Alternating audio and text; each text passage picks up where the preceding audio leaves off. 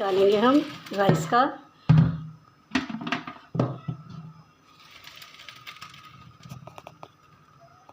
ये तकरीबन अब राइस बन चुके हैं पानी निकालने के बाद। तकरीबन अब दम देंगे हम। क्लासिक सिंपल फूड्स यूट्यूब पे जाके आप चैनल सब्सक्राइब कर सकते हैं हमारा।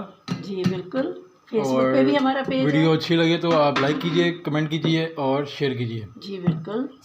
ये दाल है, ये चूल्हा है, ठीक है, ये आग जल रही है और ये हमारा थोड़ा किचन है, आपको पूरा नहीं दिखा सकते फिलहाल हम। ओके, अल्लाह हाफिज़। बना रहे हैं दाल चावल। राइस में हमने डाला है वाइट ज़ीरा, 2 लौंग, काली मिर्च, थोड़ी सी अजवाइन, दालचीनी। इससे राइस बहुत अच्छे उसमें खुशबू आती है। तो राइस हमारे तकरीबन उबल के तैयार हो रहे हैं। मैं अब इनका पानी निकालूंगी और दाल भी हमारी तकरीबन तैयार है। अब इसको हम तड़का लगाएंगे। ये देखिए दाल कितनी मज़े की है, तैयार हो चुकी है।